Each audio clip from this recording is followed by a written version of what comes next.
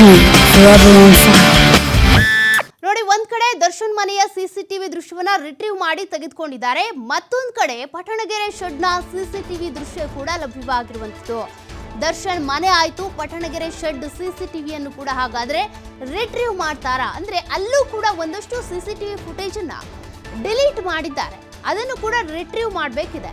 Pattanagere shed DVR retrieve ಮಾಡಿದ್ರೆ ದಾಸನ್ಗೆ ಹಾಗಾದ್ರೆ ಕಂಟಕ ಫಿಕ್ಸ್ ಆಗ್ಬಿಡುತ್ತಾ? ದಾಸನ್ಗೆ ಒಂದೊಂದಾಗಿ ಕಂಟಕಗಳು ಈಗ ಕೊರಳಿ ಸುತ್ತಕೊಳ್ತಾ ಇದ್ದಾವೆ. ಕೊಲೆ ಬಳಿಕ ಸಿಸಿಟಿವಿ ದೃಶ್ಯಾವಳಿ ಡಿಲೀಟ್ ಮಾಡಿದಂತ ಡಿ ಗ್ಯಾಂಗ್ಗೆ ಈಗ ಮತ್ತಷ್ಟು ಸಂಕಷ್ಟ ಶುರುವಾಗಿದೆ.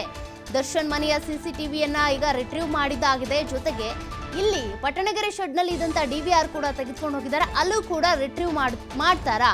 ಏನ್ ದೃಶ್ಯ ಸಿಗ್ಬಹುದು ಹಾಗಾದ್ರೆ? ಹೀಗಾಗಿ ಶೆಡ್ ಡಿವಿಆರ್ ರಿಟ್ರೀವ್ ಮಾಡಿದ್ರೆ ಅಸಲಿ ಸತ್ಯ ಬಯಲಾಗ್ಬಿಡುತ್ತೆ. ಯಾಕೆಂದ್ರೆ ಹತ್ಯೆಯ ಕೇಂದ್ರ ಬಿಂದು, ಹತ್ಯೆಯ ಜಾಗನೇ ಪಟ್ಟಣಗೆರೆ ಶೆಡ್.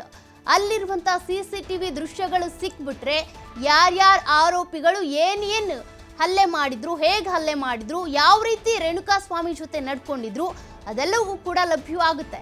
ಜೊತೆಗೆ ಮೃತದೇಹವನ್ನ ಸ್ವಲ್ಪ ಕಾಲ ಸೆಕ್ಯೂರಿಟಿ ಗಾರ್ಡ್ ಕೊಠಡಿಯಲ್ಲೂ ಕೂಡ ಇಟ್ಟಿದ್ರು. ಇದೆಲ್ಲದಕ್ಕೂ ಸಂಬಂಧಪಟ್ಟಂತೆ ಕೆಲ ದೃಶ್ಯಾವಳಿಗಳನ್ನ ಡಿಲೀಟ್ ಕೂಡ ಮಾಡಿದ್ರು. ಆ ದೃಶ್ಯಾವಳಿಗಳು, ಡಿಲೀಟ್ ಆಗಿರುವಂಥ ದೃಶ್ಯಾವಳಿಗಳನ್ನ ರಿಟ್ರೀವ್ ಮಾಡುವ ಮೂಲಕ ಮತ್ತೆ ತೆಗೆದುಕೊಳ್ಳಲಾಗುತ್ತೆ. ಅದರಲ್ಲಿ ಗೊತ್ತಾಗುತ್ತೆ ಏನೇನು ಮಾಡಿದ್ದಾರೆ, ಯಾರ್ಯಾರ ಆರೋಪಿಗಳ ಪಾತ್ರ ಏನೇನಿದೆ. ಇದರಲ್ಲಿ 17 ಜನ ಆರೋಪಿಗಳು ಒಬ್ಬೊಬ್ರು ಒಂದೊಂದು ರೀತಿ ಹಲ್ಲೆ ಮಾಡಿದ್ದಾರೆ ಎನ್ನಲಾಗ್ತಾ ಇದೆ.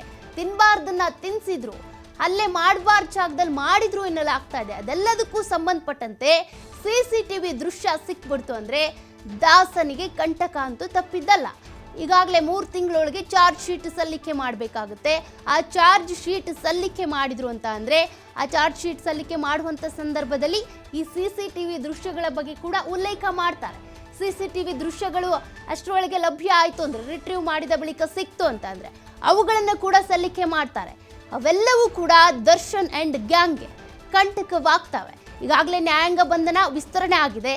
ಆ ವಿಸ್ತರಣಾ ಹಂತದ ಸಮಯದಲ್ಲೂ ಕೂಡ ಒಂದಷ್ಟು ಸಾಕ್ಷ್ಯಗಳನ್ನು ಕಲೆ ಹಾಕ್ತಾ ಇದ್ದಾರೆ ಪೊಲೀಸರು. ಈಗ ಆ ಸಾಕ್ಷ್ಯಗಳು ಎಲ್ಲವೂ ಕೂಡ ಡಿ ಗ್ಯಾಂಗ್ ವಿರುದ್ಧವಾಗಿ ಸಿಗ್ತಾ ಇರುವಂಥದ್ದು.